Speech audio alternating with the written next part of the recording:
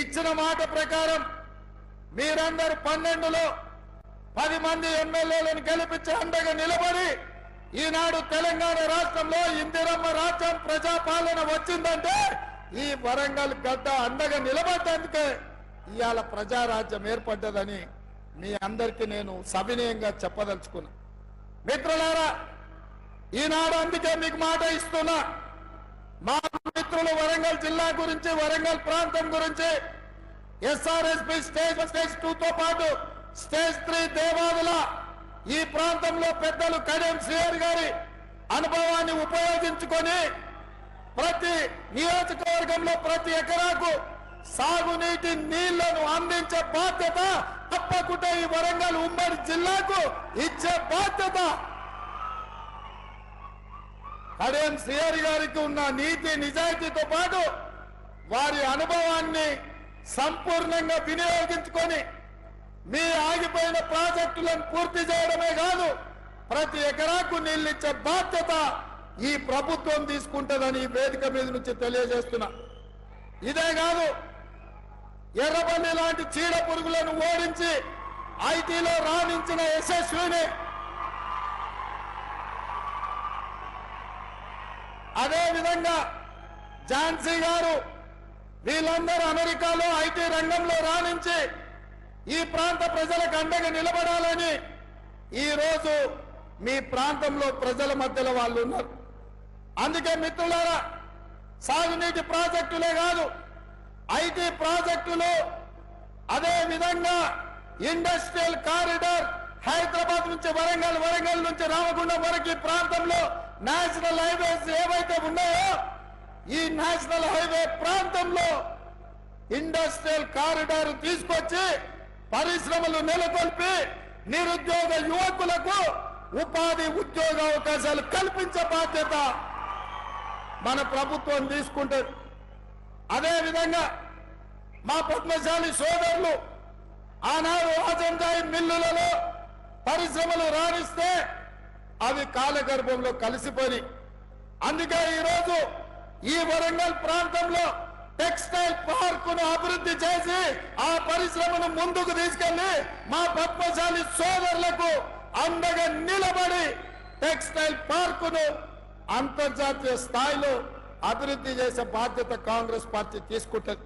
ఇదే కాదు మిత్రులారా, మిత్రుడు రాజేందర్ ఒక మాట చెప్పిండు, అన్నా మీ మాట మీద మేము గెలిచినాం, ఇవాళ ఈ వరంగల్ మొత్తం ఎక్కువ చిన్న సముద్రం లాగా మారిపోతుంది వానలు వస్తే. నయం కాల్వ గురించి కాదు నేను చెప్పేది, ఈ వరంగల్ పట్టణానికి 100% అండర్ గ్రౌండ్ డ్రైనేజ్ ఏర్పించే బాధ్యత. వరంగల్ అంటే పేరుకే స్మార్ట్ సిటీ కాదు, చూడడానికి చెప్పుకోవడానికి అంతర్జాతీయ స్థాయిలో పెట్టుబడులు వచ్చినప్పుడు ఒక అందమైన నగరంగా, చారిత్రాత్మకమైన నగరంగా, 1000 స్తంభాల గుడులతో పాటు కాకతీయ సామ్రాజ్యంలో నిర్మించిన గొప్ప గొప్ప చారిత్రాత్మకమైన కట్టడాలకు పేరు తెచ్చే విధంగా, వన్నె వచ్చే విధంగా వరంగల్ పట్టణాన్ని అభివృద్ధి చేస్తాం. ఇదే కాదు, మీడియా మిత్రులారా నా మాటగా రాసుకోండి, ఈ వరంగల్ పట్టణానికి హైదరాబాద్ నగరంలో ఉన్నట్టు ఔటర్ రింగ్ రోడ్డుతో పాటు అంతర్జాతీయ ఎయిర్పోర్ట్ ఎట్లయితే ఉందో మీకు కూడా వరంగల్ ఔటర్ రింగ్ రోడ్డుతో పాటు మీకు ఎయిర్పోర్టును నిర్మించి సరాసరి విమానం వరంగల్ దించే బాధ్యత మా ప్రభుత్వం తీసుకుంటది. వరంగల్ పట్టణానికి మహర్దశ కల్పించే బాధ్యత నేను తీసుకుంటా అని చెప్పి మా మిత్రులకు నేను తెలియజేస్తున్నా. మిత్రులారా, సాధించిన తెలంగాణ రాష్ట్రంలో 10 సంవత్సరాలల్లో అద్భుతాలు చేసి ఉండొచ్చు, వరంగల్ నగరాన్ని మహానగరంగా మార్చి ఉండొచ్చు. కానీ ఒక చెత్త, ఒక మురికి కూపంగా మీ వరంగల్ కు పట్టిన పెద్ద సమస్య మీ చెత్త. చెత్త ఎత్తే దిక్కులేని ప్రభుత్వం గత 10 సంవత్సరాలు ఉండే.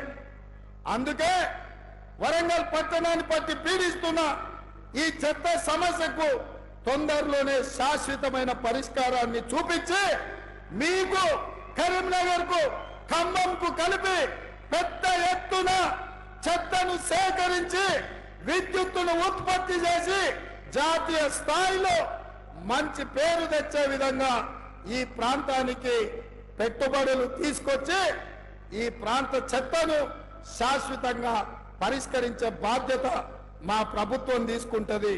ఆ శాఖ కూడా మున్సిపల్ శాఖ కూడా నా దగ్గరనే ఉంది. ఎవరికో మంత్రి కూడా చెప్పాల్సిన పని లేదు. నేనే స్వయంగా వచ్చి వరంగల్లో కూర్చొని ఈ వరంగల్ యొక్క సమస్యలు పరిష్కరించే బాధ్యత నేను తీసుకుంటా. ఇవాళ నేను అడుగుతున్న మిత్రులారా, తెలంగాణకు ఉద్యమానికి వేదికైనా వేలాది మంది విద్యార్థుల ఉద్యమ బాటను నడిచి తెలంగాణ రాష్ట్రాన్ని సాధించిన కాకతీయ యూనివర్సిటీ ఈ రోజు నిర్వీర్యం అయిపోయింది. నియామకాలు లేవు. వైస్ ఛాన్సలర్ ఉంటే ఎట్లున్నాడో నేను చెప్పాల్సిన పని లేదు. అందుకే రాబోయే కొద్ది రోజుల్లో కాకతీయ యూనివర్సిటీకి కొత్త వైస్ ఛాన్సలర్ ను నియమించడమే కాదు,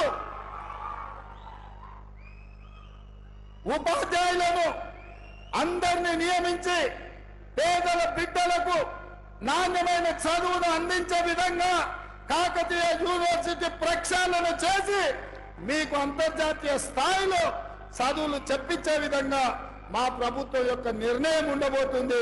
ఎందుకంటే విద్యాశాఖ కూడా నా దగ్గరనే ఉంది మిత్రులారా.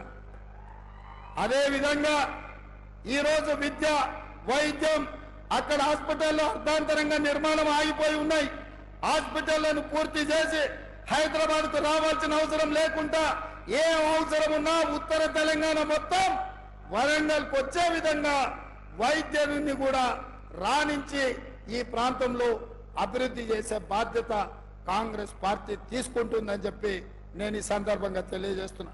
మిత్రులారా, నేను చూస్తున్నా మామ అల్లుళ్ళు తోకదెగిన బల్లులాగా ఎగురులాడుతున్నారు. బల్లి తోక తెగితే ఎట్లా ఎగురుతుందో మామ అల్లుళ్ళు కూడా గట్లనే ఎగురుతారు. ఇంకా అధికారం మత్తు దిగిందో లేదో నాకు అర్థం కాలే. అయ్యగారికి మరి ఫామ్ హౌస్ లో వేసిన మత్తు కూడా దిగిందో లేదో నాకు తెలియదు. అసెంబ్లీకి మాత్రం రాడు. చర్చల మీద మాట్లాడతామంటే పారిపోతాడు. ఎవరినో ఒకరిని అడ్డం పెట్టుకొని అసెంబ్లీకి రాకుండా తప్పించుకున్నాడు. అసెంబ్లీ రాని దద్దమ్మలు, బడికి రాని బడి దొంగలు లాంటి వాళ్ళు అంతేనా? మరి అట్లాంటి బడి దొంగలు నిన్న టీవీ 9లో పోయి కూర్చొని 4 గంటలు కూర్చున్నాడు. సిగ్గున్నదా అని అడుగుతున్నా. 10 ఏళ్ళు ముఖ్యమంత్రి చేసిన ప్రతిపక్ష నాయకుడు అసెంబ్లీకి రాకుండా, సమస్యల మీద మాట్లాడకుండా, ప్రభుత్వానికి సలహాలు ఇవ్వకుండా గత ప్రభుత్వంలో జరిగిన దోపిడీని ప్రశ్నించి అంగిలాగు ఊడదీస్తామని అసెంబ్లీలో మా కళ్ళలకు చూసే ధైర్యం లేక పారిపోయి టీవీ 9లో కూర్చొని నిన్న ప్రగల్భాలు మాట్లాడుతున్నాడు. ఆయన మెదడును రంగరించి ఆయన రక్తాన్ని దారబోసి కాళేశ్వరం కట్టిండంట. దద్దమ్మ, నువ్వు అట్లా కట్టినవో లేవో ఇట్లా కూలిపోయింది. ఇంతకంటే ప్రపంచంలో దివాళగాడు ఎవడని ఉంటాడా అని నేను అడుగుతున్నా. కాళేశ్వరం డిజైన్ వేసినప్పుడు తీసినవా, దిగినప్పుడు దించినవా అని నేను అడుగుతున్నా. రాపోలం ఇప్పుడు కూడా మా శ్రీధర్ బాబు గారి నియోజకవర్గమే మంతన్నిలోనే కాళేశ్వరం ఉంది. చిన్న కాళేశ్వరం కలిసిపోదాం. సూటిగా సవాలు విసురుతున్న కేసీఆర్, నువ్వు కట్టిన అద్భుతం ఏందో, ఈ అద్భుతం తెలంగాణకు ఏ రకంగా ఉపయోగపడుతుందో మేమందరం వస్తాం, ఆమె కూర్చుందాం, నిపుణులను పిలిపిద్దాం, మేధావులను పిలిపిద్దాం, తెలంగాణ సమాజాన్ని ఆహ్వానిద్దాం. అన్ని ప్రభుత్వం ఏర్పాటు చేస్తుంది. నీకు దమ్ము, ధైర్యం, నీతి, నిజాయితీ, చిత్తశుద్ధి ఉంటే రా కాళేశ్వరం పోదాం. అడిగేటోడు నీవోడే, చూపించేటోడు నీవోడే. నీ సొల్లు పురాణం అంతా 4 గంటలు చెప్తున్నావు కదా. నువ్వు కట్టింది అద్భుతమైతే కాళేశ్వరం దగ్గరనే చర్చ పెడదాం రా. 1,00,000 కోట్లు ఖర్చు పెట్టి కట్టిన కాళేశ్వరం కూలింది, మేడిగడ్డ మేడి పండైంది, సుందిల్ల సున్నమైంది, అన్నారం ఆకాశంలో కలిసిపోయింది. ఇది ఆ సన్నాసి చేసిన గొప్ప పని. 10 ఏళ్ళు ఇస్తే గది కట్టిండ్రు. అదే మా కాంగ్రెస్ పార్టీ అధికారంలో ఉన్నప్పుడు, స్వతంత్రం వచ్చినప్పుడు పండిత్ జవహర్లాల్ నెహ్రూ గారు నాగార్జున సాగర్ కట్టిండు, ఎట్లుందో ఒక్కసారి చూడు. అదే మా పార్టీ అధికారంలో ఉన్నప్పుడు శ్రీశైలం కట్టినాం, శ్రీరామ్ సాగర్ కట్టినాం, కల్వకుర్తి కట్టినాం, భీమా కట్టినాం, నెట్టంపాడు కట్టినాం, జూరాల కట్టినాం, శ్రీహరి గారు మొదలుపెట్టిన దేవాదుల కట్టినాం. మేం కట్టిన ప్రాజెక్టులు ఎట్లున్నాయో ఒక్కసారి వచ్చి చూద్దాం రా. నువ్వు కట్టిన కాళేశ్వరం ఎట్లేడుస్తుందో ఒక్కసారి చూసేద్దాం. అందుకే ఈరోజు ఇక సన్నాసి గురించి ఎంత చెప్పినా సచిన పామే. సచిన పావుని ఏం కొడతామయ్యా? ఇవాళ టీఆర్ఎస్కే నన్ను డిపాజిట్ వచ్చే పరిస్థితి ఉందా? కాబట్టి ఇవాళ టీఆర్ఎస్ కాదు, ఏనుగులను తినటోడు పోయిందంటే పీనుగులను తినటోడు వచ్చిండు అన్నట్టుగా మోడీ తయారైండు. వీళ్ళిద్దరు తోడు దొంగలే. వీళ్ళిద్దరు తోడు దొంగలు గూడు పుటాని తెలంగాణ మీద కుట్ర చేశారు. 10 ఏళ్ళు కేసీఆర్ ఎవరు గెలిచినా ఢిల్లీలో మోడీకే తాకట్టు పెట్టాడు. వీళ్ళిద్దరిని వేరువేరుగా చూడలేం. వీళ్ళిద్దరు నాణానికి బొమ్మ బొరుసు లాంటోళ్ళు. వీళ్ళిద్దరు కలిసికట్టుగా తెలంగాణకు అన్యాయం చేసిన వాళ్ళు. అందుకే డిసెంబర్ లో జరిగిన ఎన్నికల్లో చంద్రశేఖరరావుకు బుద్ధి చెప్పిండ్రు. ఇవాళ మే నెలలో జరగబోయే ఎన్నికల్లో నరేంద్ర మోడీకి గుణపాఠం చెప్పాలి. నరేంద్ర మోడీ గారు ఇచ్చిన హామీలు ఏవైనా అమలైనాయా భారతీయ జనతా పార్టీ నాయకులు చెప్పాలి.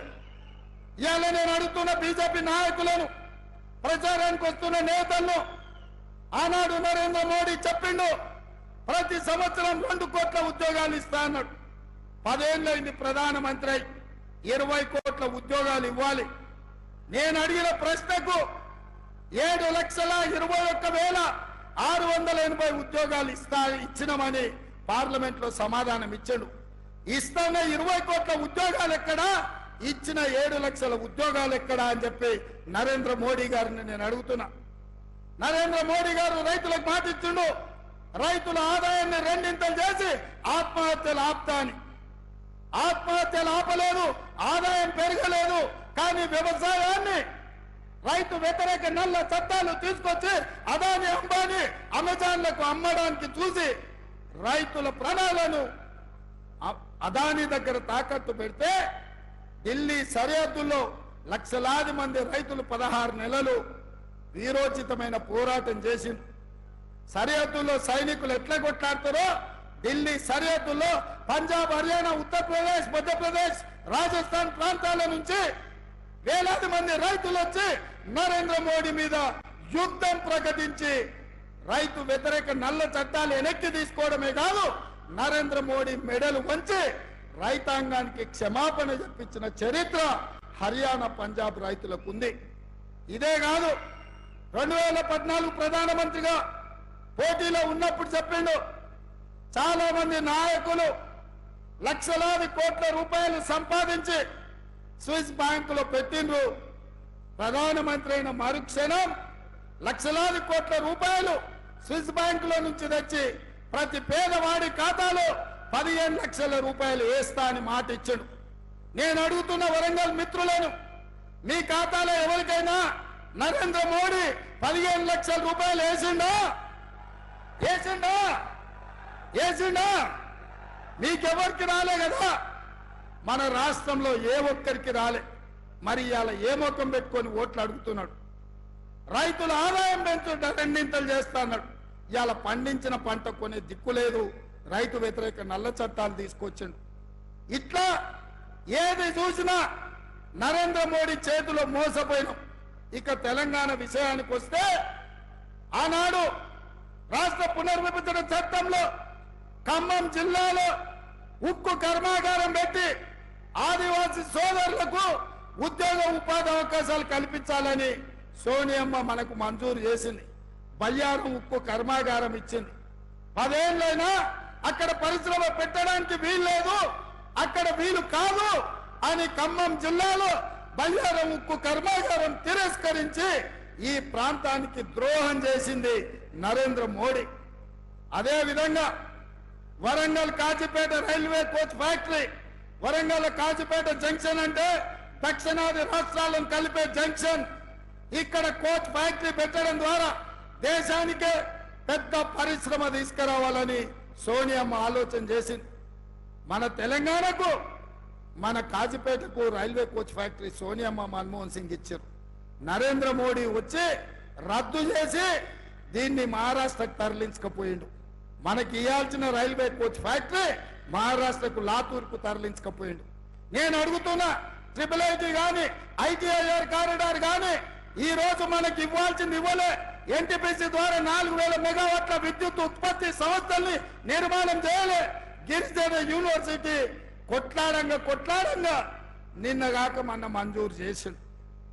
ఇట్లా చెప్పుకుంటూ పోతే నరేంద్ర మోడీ చేసిన ద్రోహం అంతా ఇంత కాదు. అదే కాదు మిత్రులారా, ఆనాడు కాంగ్రెస్ అధికారంలో ఉన్నప్పుడు పెట్రోల్ 55 రూపాయలు ఉండే, ఇవాళ 110 రూపాయలు చేసిండు. ఆయిల్లో డీజిల్ 50 రూపాయలు ఉండే, ఇవాళ 100 రూపాయలు చేసిండు. ఆయిల్లో మా అక్కలకు సిలిండర్ 400 ఉండే, ఇవాళ 1200 చేసిండు. ఇంకా ఏ మిగిలిందా మా దగ్గర దోసుకోవడానికి? మా చేనేత కార్మికులు కష్టపడి రెక్కలు ముక్కలు చేసుకుంటుంటే ఇవాళ చేనేత పరిశ్రమ మీద జీఎస్టీ వేసిండు. అగ్గిపెట్టే సబ్బు బిల్ల ఆఖరికి వాళ్ళు దేవుడి భక్తులు అంటారు, అగరబత్తీలను కూడా వదిలే అగరబత్తీల మీద కూడా జీఎస్టీ వేసాడు. ఇంతకంటే దుర్మార్గమైన భక్తుడు ఎవడని ఉంటాడా ఈ దేశంలో అని నేను అడుగుతున్నా. ఇవాళ అన్ని పోయినాయి, చేసింది లేదు, చెప్పుకునేటందుకు లేదు, చెప్తే నమ్మేటోడు లేడు. అందుకే పిచ్చి పట్టుకుంది బీజేపీ వాళ్లకు. మత పిచ్చి ప్రజల మధ్యలో, భాష మధ్యలో, ప్రాంతాల మధ్యలో చిచ్చు పెట్టి విభజించి ఎన్నికల్లో నెగ్గాలి అని ఆలోచన చేస్తారు. అట్లయినా వాళ్ళకి ఎవరు దొరకలే. ఎవరు దొరికినా ఈ నుంచే మీరు బండకేసి కొట్టిన ఆయన దొరికిండు అరూరు రమేష్. ఎవరా ఆయన? మీ భూములు మింగిన అనకొండ కాదా? ఊరూర్లో భూములు ఆక్రమించుకున్నాడు కాదా? అంగి మార్చి, రంగు మార్చి, జెండా మార్చి వస్తే ఈ వరంగల్ ప్రజల అమాయకులా గుర్తుపడతారా? ఏ రూపంలో వచ్చినా, ఏ ఎస్ఎంఎస్కి వచ్చినా అరూరు రమేష్ ను బండకేసి కొట్టేది గ్యారంటీ. ఈ అనకొండ అంతు చూసేది గ్యారంటీ. ఇవాళ భూములు ఆక్రమించుకునే ఆరూరు రమేష్ కావాలన్నా పేద ప్రజలకు వైద్యం అందించి డాక్టర్గా చదువుకొని రాణించి కడియం సిఆర్ఐ నుండి నీతి నిజాయితీని వారసత్వంగా తీసుకొని పేదలకు సేవలు అందించాలన్న ఆలోచనతోని ఇవాళ ఒక ఆడబిడ్డ మీ ముందుకు వచ్చింది. ఇవాళ కాంగ్రెస్ పార్టీ శ్రీహరి గారు టికెట్ అడగలే. నేను ఈ వేదిక మీద నుంచి స్పష్టంగా చెప్పదలుచుకున్న ఈ రాష్ట్ర ప్రజలకు, శ్రీహరి గారు కాంగ్రెస్ ను సంప్రదించలే.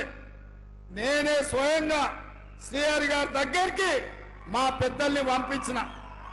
ఎందుకంటే ఈ ప్రభుత్వంలో నిజాయితీ కలిగిన ప్రజలకు చిత్తశుద్ధితో సేవ చేసే నాయకులు నా ఎంబడి ఉంటే నా గౌరవం, పార్టీ గౌరవం పెరుగుతుందని శ్రీహరి గారిని కాంగ్రెస్ లోకి తీసుకురండి, చదువుకున్న డాక్టర్ కావ్యను ఎంపీని చేద్దామని చెప్పి ప్రతిపాదన నేను పంపించిన. మన ప్రతిపాదన మీద కడియం శ్రీహరి గారు ఆలోచన చేసి ఈ రోజు ఒక నిర్ణయం తీసుకున్నారు. నాకు తెలిసి వారు నిర్ణయం తీసుకోకపోదురేమో, కానీ బీజేపీ రూమర్లో ప్రజాస్వామ్యానికి ఒక ప్రమాదం పొంచి ఉన్నది. బీజేపీ ఇవాళ ఎస్సీ ఎస్టీ రిజర్వేషన్లు రద్దు చేసి రాజ్యాంగాన్ని మార్చేసి దళితుల మీద, గిరిజనుల మీద దాడులు చేసి ఈ రోజు ఈ ప్రజాస్వామ్యాన్ని మీదనే దాడి చేసే ప్రయత్నం చేస్తుంది. అంబేద్కర్ వాదిగా, ఏబిసిడి వర్గీకరణ కోసం కొట్లాడిన నాయకుడిగా ఈ రోజు ఈ దేశ రాష్ట్ర ప్రజలకు ప్రజాస్వామ్యాన్ని కాపాడే అవసరం ఉంది. అందుకే గాంధీ కుటుంబం నాయకత్వంలో పనిచేయడానికి ఈ రోజు కడియం శ్రీహరి గారు ముందుకొచ్చిండ్రు. అందుకే మిత్రులారా, ఇవాళ శ్రీహరి గారి దగ్గర కోట్ల రూపాయలు చూసే టికెట్ ఇవ్వలేదు, శ్రీహరి గారి నిజాయితీని చూసి టికెట్ ఇచ్చినాం. ఇవాళ కడియం కావ్యకు ఈ రోజు ఎంపీగా ఇచ్చినామంటే ఆనాడు కొండా సురేఖకు కాంగ్రెస్ టికెట్ ఇస్తే నాయకురాలైంది. ఆ తర్వాత సీతక్క ఆదివాసి బిడ్డ, అడవుల నుంచి వచ్చిన బిడ్డ ఇవాళ మంత్రిగా సోనియమ్మ నాయకత్వంలో పనిచేస్తుంది. అట్లనే మీ ప్రాంతం నుంచి మరొక ఆడబిడ్డ కాంగ్రెస్ పార్టీలో నాయకురాలుగా ఎదుగుతుంది, పార్లమెంటులో రాణిస్తుంది, మీ సమస్యల మీద కొట్లాడుతుంది. మీరు ఆశీర్వదించండి మీ బిడ్డను. గల్లీ నుంచి ఢిల్లీ వరకు మీ గలమై వినిపిస్తుంది డాక్టర్ కావ్య. ఆరూరి రమేష్ కు ఓటేస్తే అనకొండ మీ భూములు మింగుతాడు, ఎక్కడికి ఓడు మీ భూములను మింగే పని మీదనే ఉంటాడు. ఇవాళ పోటీ దేశం కోసం త్యాగం చేసిన ఇందిరా గాంధీ, దేశం కోసం ప్రాణాలు ఇచ్చిన రాజీవ్ గాంధీ, దేశం కోసం దేశంలో దేశ ప్రజాస్వామ్యాన్ని బ్రతికించడానికి పదవి త్యాగం చేసిన సోనియా గాంధీ, రాహుల్ గాంధీ, ప్రధానమంత్రిగా దేశాన్ని పట్టి పీడిస్తున్న నరేంద్ర మోడీ మధ్యలో ఇవాళ పోటీ బాగా చదువుకొని మీ సమస్యల పట్ల అవగాహన ఉండి మీ ప్రాంతం కోసం కొట్లాడే తత్వం ఉండి నిజాయితీనే వారసత్వంగా తీసుకొని వచ్చిన డాక్టర్ కావ్య, అటువైపు మీ భూములు మింగిన అనకొండ మధ్యలో పోటీ. ఇవాళ డాక్టర్ కావ్యకు సోదరుడుగా, కుటుంబ పెద్దగా నేను అండగా నిలబడతాను మీకు మాటిస్తున్న మిత్రులారా. ఈ వరంగల్ జిల్లాను అభివృద్ధి చేసే బాధ్యత నాది, ఈ వరంగల్ అవసరాలు తీర్చే బాధ్యత నాది. హైదరాబాద్ నగరంతో వరంగల్ నగరాన్ని కూడా అంతర్జాతీయ స్థాయి గుర్తింపు వచ్చే విధంగా నిధులు కేటాయించి అభివృద్ధి చేసే బాధ్యత నాది. మీరు ఆలోచన చేయండి. ఇవాళ బీజేపీ వాళ్ళు శ్రీరామనవమి వస్తే అదొక రాజకీయం, హనుమాన్ జయంతి వస్తే ఇంకొక రాజకీయం. అందుకే ఈ వేదిక మీద నుంచి ఒక్క మాట చెప్పదలుచుకున్నా, దేవుడు గుడిలో ఉండాలి, భక్తి గుండెల్లో ఉండాలి. పోలింగ్ బూత్ లో ఓట్ల కోసము దేవుడి భక్తి కాదు. మిత్రులారా, ఈ వేదిక మీద నుంచి తెలంగాణ ప్రజలకు చెప్తున్నా, మన తాతలు ముత్తాతలు మన తండ్రులు మన కుటుంబాలు సాంప్రదాయాలను గౌరవించిన వాళ్ళమే. అందుకే దేవుడిని గుడిలో పెట్టినాం, భక్తిని గుండెల్లో పెట్టుకొని ఈ రోజు పూజలు చేసినాం. అందుకే మిత్రులారా, దేవుడి పేరు మీద చిచ్చు పెట్టి ఓట్లు కొల్లగొట్టాలన్నటోళ్లకు గుణపాఠం చెప్పాలి. అప్పుడే మన ప్రాంతం యొక్క చైతన్యం ప్రజలకు చేరుతుందని చెప్పి నేను సవినయంగా మీకందరికీ విజ్ఞప్తి చేస్తున్న మిత్రులారా. అందుకే మిత్రులారా, ఈరోజు జరగబోయే పరిణామాలు, రాబోయే తీర్పు ఈ వరంగల్ నుంచే మొదలవ్వాలి. నేను అందుకే మిమ్మల్ని అడుగుతున్నా. నిన్నగాక మొన్న హరీష్ రావు గారు ఒక మాట అన్నాడు, రైతు రుణమాఫీ చెయ్యి, రైతు రుణమాఫీ చేస్తే రాజీనామా చేస్తా అన్నాడు. నేను ఈ వేదిక మీద నుంచి మాట ఇస్తున్నా, రామప్ప దేవాలయం శివుడి సాక్షిగా, సమ్మక్క సారలమ్మ సాక్షిగా, 1000 స్తంభాల గుడి సాక్షిగా, అక్కడి సూర్యుడు ఇక్కడ ఉదయించిన, భూమి ఆకాశం తిరగబడ్డా, తుఫానులు వచ్చినా, భూకంపం వచ్చినా, భూమి బద్దలైనా, నేను మాట ఇస్తున్నా, 15 ఆగస్టు లోపల తెలంగాణ రైతాంగానికి 15 ఆగస్టు లోపల తెలంగాణ రైతాంగానికి 2 లక్షల రూపాయల రుణమాఫీ చేసి తీరుతా. హరీష్ రావు అన్నావు కదా సిద్దిపేటకు రాజీనామా చేస్తా అని, రాజీనామా పత్రం జేబులో పెట్టుకో. 15 ఆగస్టు నాడు నీతో మాట్లాడతా బిడ్డ, మాట మీద ఉండాలి.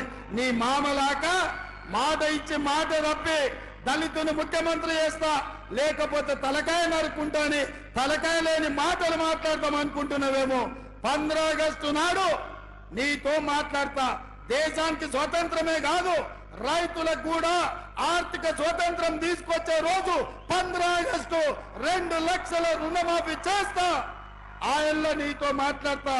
ఇవాళ ఆశామాసిగా సవాళ్లు స్వీకరించిన సిద్దిపేట చెప్పుడు కాదు, జేబుల రాజీనామా పత్రం పెట్టుకో. ఇక ఆయన సొక్కడైనోడు ఆయనలో 100 రూపాయలు పెట్టి పెట్రోల్ తెచ్చుకున్నాడు, 10 పైసలు అగ్గిపెట్టి దొరకలే. ఇప్పుడు కూడా గట్లనే అనుకుంటున్నాం. మా వాళ్ళందరూ సిద్ధంగా పెట్ట తలావు అగ్గిపెట్ట కొనుక్కొని నీ సంగతి చెప్పడానికి. నువ్వు ఏదో తెలంగాణ సమాజాన్ని ఎడ్డిదో గుడ్డిదో మాటలతో మోసం చేయొచ్చు అనుకుంటున్నాం. అవన్నీ ఏం కుదరవు. 15 ఆగస్టు నాడు నీ ఆఖరి శాసనసభ సభ్యత్వం రైతు రుణమాఫీ చేసి నీ సంగతి తెలుస్తాను తెలియజేస్తూ మీ అందరి దగ్గర సెలవు తీసుకుంటున్నా. జై కాంగ్రెస్, జై కాంగ్రెస్. ధన్యవాదాలు సోదరులారా. జెండా బట్టి సింగమూలే కదిలినాడు. ఎవరో కాంగ్రెస్ సూర్యుడు మన రేవంత్ అన్న నిగ్గదీసి అడిగే మునగాడు విడు భూమిన వానైతాడు విరసాదల ధైర్యం